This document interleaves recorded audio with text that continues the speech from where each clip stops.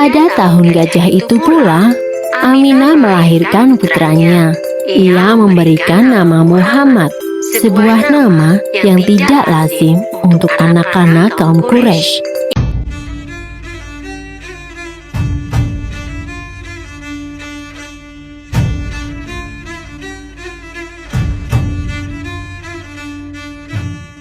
Kisah kelahiran Nabi Muhammad Shallallahu Alaihi Wasallam.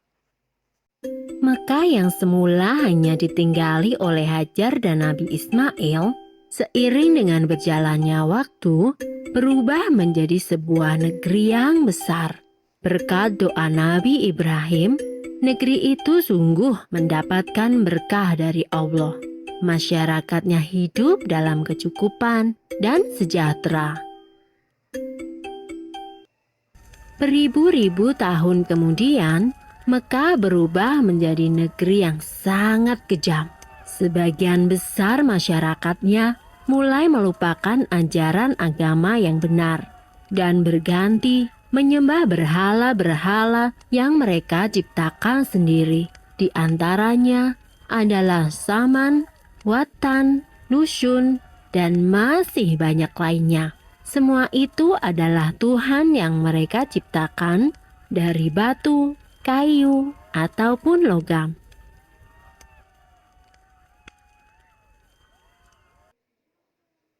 Kaum Quraisy menganggap harta adalah segalanya.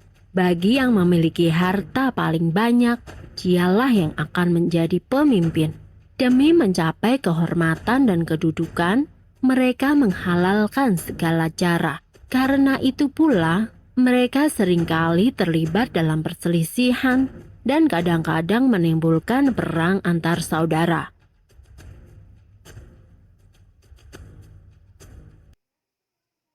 Bukan hanya Tuhan mereka saja yang berubah, sifat dan perilaku masyarakatnya pun juga berubah. Kaum Quraisy yang secara turun-menurun menguasai Mekah dan Ka'bah mulai membentuk kelompok masing-masing. Mereka sangat berkuasa dan kaya raya. Namun kekayaan itu mereka dapatkan dengan cara yang tidak halal. Merampok, memeras rakyat kecil, berjudi, curang dalam berdagang, dan perbudakan yang sangat kejam.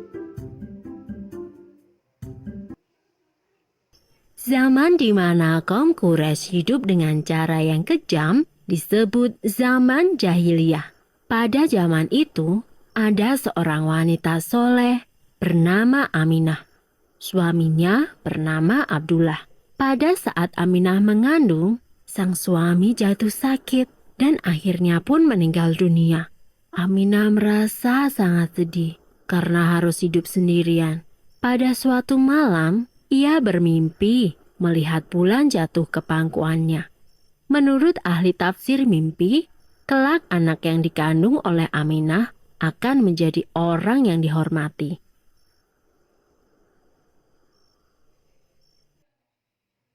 Mekah dan Ka'bah semakin ramai dan berkembang.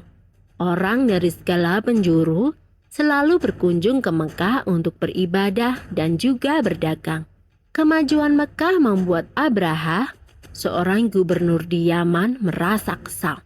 Ia telah membuat rumah ibadah yang jauh lebih besar dan lebih megah daripada Ka'bah. Namun, tidak ada satupun orang yang mau beribadah ke Yaman. Abraha lalu memerintahkan agar semua pasukannya bersiap-siap. Mereka akan menyerang Mekah dan menghancurkan Ka'bah.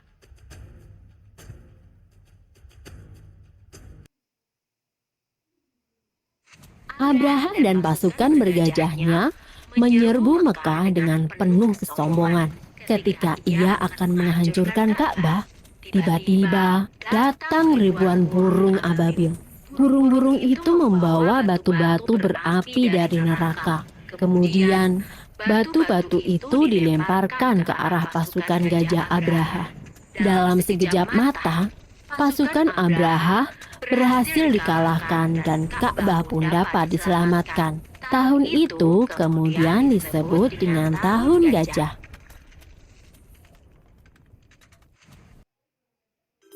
Pada tahun gajah itu pula, Aminah melahirkan putranya. Ia memberikan nama Muhammad, sebuah nama yang tidak lazim untuk anak-anak kaum Quraisy.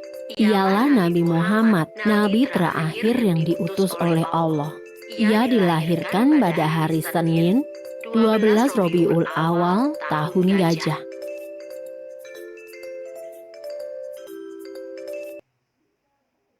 Selesai. Sumber dalam Al-Quran terdapat dalam surat Al-Fil ayat 1-5 yang artinya, apakah kamu tidak memperhatikan bagaimana Tuhanmu telah bertindak terhadap tentara bergajah? Bukankah Dia telah menjadikan tipu daya mereka untuk menghancurkan Ka'bah itu sia-sia? Dan Dia mengirimkan kepada mereka burung yang berbondong-bondong, yang melempari mereka dengan batu berasal dari tanah yang terbakar. Lalu Dia menjadikan mereka seperti daun-daun yang dimakan ulat.